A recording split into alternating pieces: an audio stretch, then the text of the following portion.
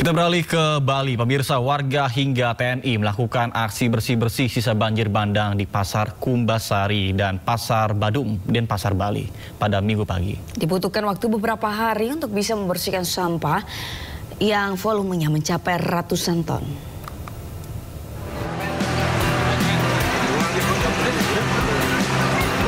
Prajurit TNI bersama petugas kebersihan dan warga bergotong royong membersihkan sampah dan puing-puing bangunan di kawasan Sungai Badung, Denpasar, Bali Minggu pagi. Sebanyak 500 orang dari unsur TNI Polri, aparatur sipil negara dan masyarakat bersama-sama membersihkan sampah, lumpur, dan puing-puing bangunan akibat bencana banjir. Para peserta dibagi dalam beberapa kelompok untuk diarahkan membersihkan area-area yang terdampak. Butuh beberapa hari untuk bisa membersihkan sampah sisa banjir di dua pasar ini yang volumenya mencapai ratusan ton. Ini semuanya unsur TNI, Polri, Angkatan Laut, Angkatan Udara, kemudian masyarakat, semua ada NGO, ada ojek, semuanya Pak, banyak sekali.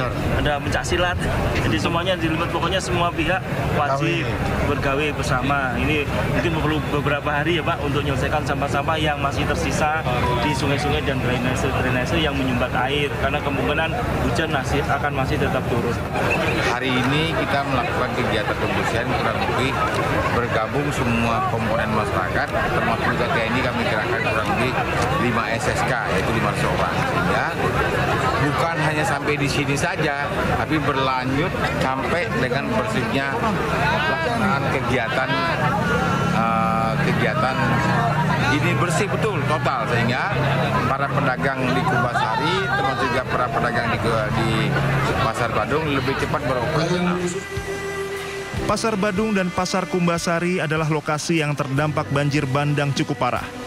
Dua pasar ini merupakan fasilitas umum yang letaknya di tengah kota. Sejumlah kendaraan milik warga dan pedagang sempat terendam dan tidak sempat diselamatkan saat tiba-tiba banjir bandang menerjang. Dari Denpasar, Indira Ari Anyus melaporkan. Pemirsa, Menteri Lingkungan Hidup Hanif Faisal Nurofik bersama dengan Gubernur Bali dan Forkopimda menggelar rapat terkait dengan penanganan banjir. Hanif mengungkap area hutan di sekitar sungai di Denpasar hanya 3% dan Pemprov Bali akan melakukan penataan ulang tata ruang.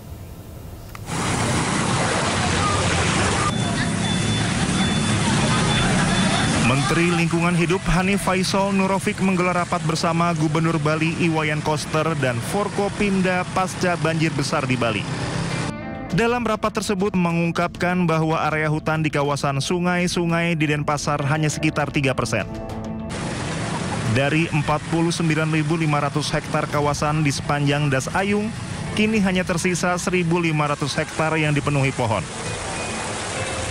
Hanya 3%. Tadi Pak Gubernur juga agak kaget, dan memang secara ekologis paling tidak untuk daerah aliran sungai mampu menahan ekosistem di bawahnya itu paling tidak harus 30%. Nah ini Das Ayun ini salah satu das yang penting karena di bawahnya ada Denpasar, Badung, Gianyar, dan Tabanan. Jadi itu cukup serius, sehingga tadi Bapak Gubernur dan seluruh Forkopimda menyatukan langkah untuk mengembalikan fungsi dari landscape ini untuk menjadi tahan atau resilient terkait dengan bencana hidrometeorologi. Menyikapi kondisi ini, Pemprov Bali bersama pemerintah kabupaten kota akan melakukan penelusuran kondisi sungai sekaligus merencanakan reforestasi.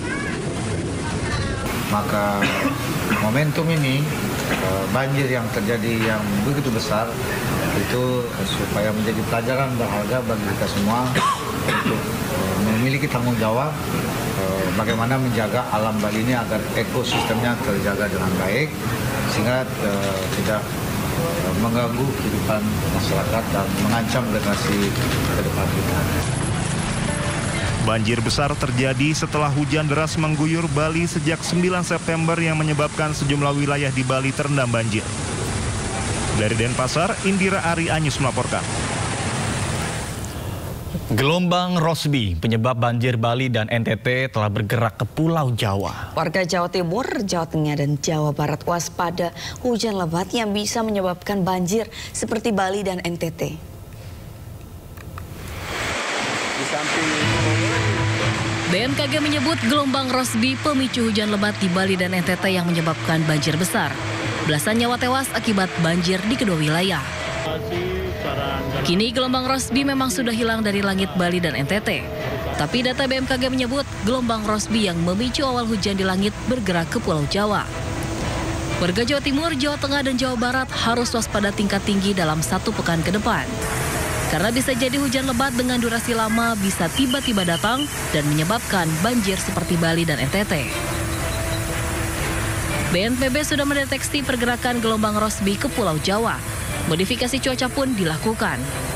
Meski demikian, Kepala BNPB Letjen TNI Suharyanto tetap berkoordinasi dengan Gubernur Jawa Timur, Jawa Tengah, dan Jawa Barat untuk segera siap siaga.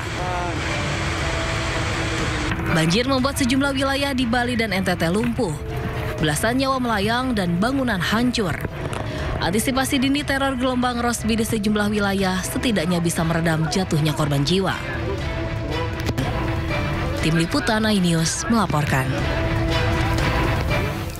Informasi lainnya pemirsa, seorang nelayan penembak ikan hilang saat menyelam di Danau Maninjau, Kabupaten Agam, Sumatera Barat. Hingga 2 hari pencarian oleh tim SAR gabungan, korban belum juga ditemukan.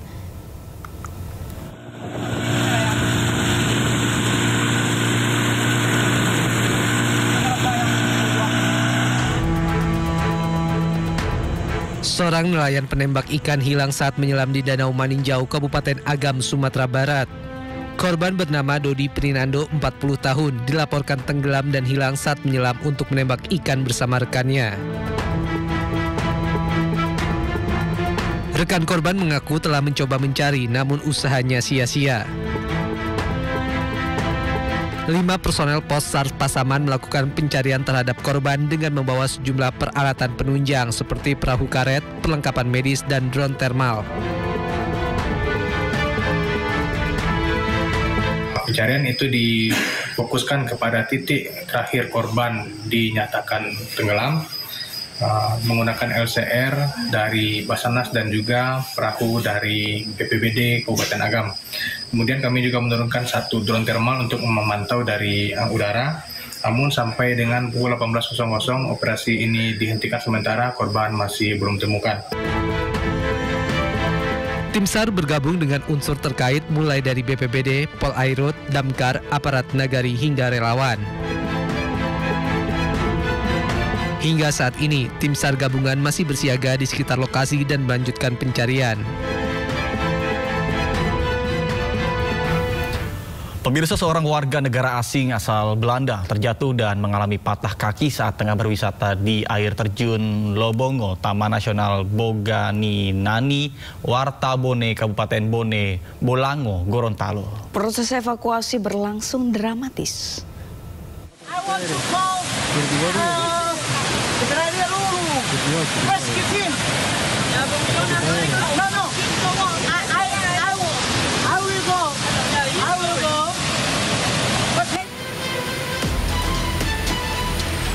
Johannes Antoni, warga negara asing asal Belanda, terperosok dan jatuh di kawasan Taman Nasional Boganinani Wartabone, Kabupaten Bone Bolango, Gorontalo, Sabtu siang.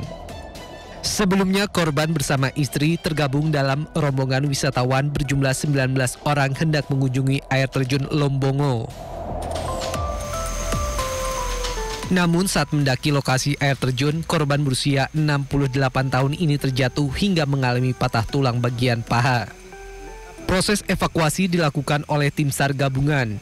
Dan akibat medan yang ekstrim serta cuaca buruk di lokasi, proses evakuasi membutuhkan waktu hingga 7 jam.